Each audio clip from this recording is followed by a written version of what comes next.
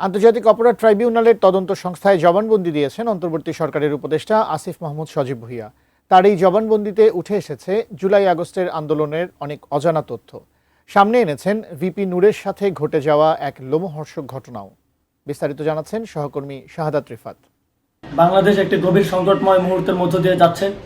আওয়ামী লীগ, ছাত্রলীগ, যুবলীগের সন্ত্রাসীরা গুলি করে কুপিয়ে শিক্ষার ছাত্র জনতাকে হত্যা করেছে। জুলাই আগস্টের আন্দোলনের নেতৃত্ব দিয়ে শুরু, এরপর অন্তর্বর্তী সরকারের উপদেষ্টার দায়িত্ব পান আসিফ মাহমুদ সজীব ভুঁইয়া। এক বছরের এই পথ চলায় তাকে নিয়ে নানা আলোচনা সমালোচনা হয়েছে। তার সহযোদ্ধা নাহিদ ইসলাম পদত্যাগ করে নতুন দল গঠন করে রাজনীতিতে ব্যস্ত হলেও বর্তমানে সরকারের একাধিক মন্ত্রণালয়ের দায়িত্ব পালন করছেন আসিফ।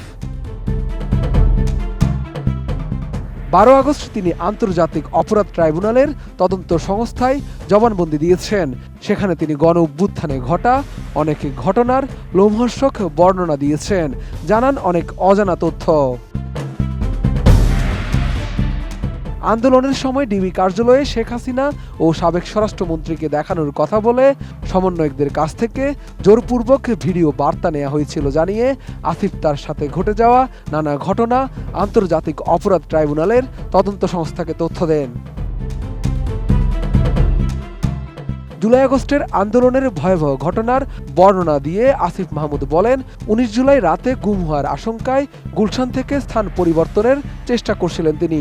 ঠিক সে সময় ইন্টারনেট সংযোগ বিচ্ছিন্ন ছিল, তারা শুধু ফোন কলেই যোগাযোগ করছিলেন। পরে জানতে পারেন সেই সুযোগে ডিজিএফআই তার মোবাইল ট্র্যাক করে তাকে তুলে নেয়। ওই রাতেই নাহিদকেও গুম করা হয়। নোভা এলইডি টিভি, ঝকঝকে ছবি, নিখুঁত শব্দ, 5 বছরের ওয়ারেন্টি। নোভা মানে সঠিক মান, নিশ্চিত সেবা। জবানবন্দিতে আসিফ আরও বলেন, সেদিন চোখ খুলে নিজেকে একটি অচেনা কক্ষে আবিষ্কার করেন। পরবর্তীতে ক্যান্টনমেন্টে অবস্থিত ডিজিএফআই এর আয়নাঘর পরিদর্শনের সময় বুঝতে পারেন তাকেও সেখানেই রাখা হয়েছিল।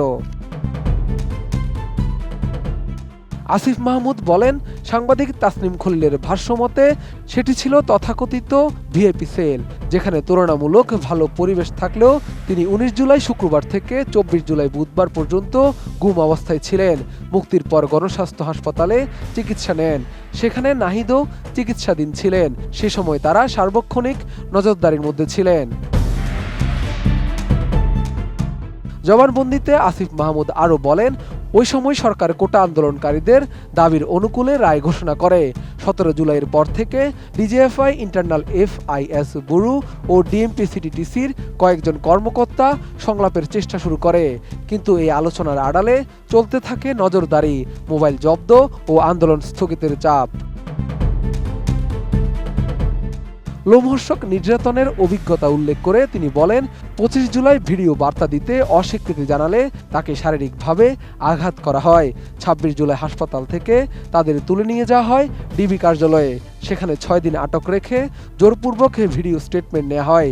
রমনা জোনের ডিসি হুমায়ুন তাদের পরিবার ও আন্দোলনকারীদের নামে মামলা দেওয়ার হুমকিও দেন, আর ভিপি নূরকে সেখানে মারধরের ঘটনা ঘটে। গণ অভ্যুত্থানের সময় 1 আগস্ট মুক্তি পাওয়ার পর আন্দোলনের পরিস্থিতি বিশ্লেষণ করে 3 আগস্ট কেন্দ্রীয় শহীদ মিনারে সরকার পদত্যাগের এক দফা ঘোষণা দেন বলে জানান যুব ও ক্রীড়া মন্ত্রণালয়ের এই উপদেষ্টা। শাহাদাত রিফাত, ATN নিউজ, ঢাকা।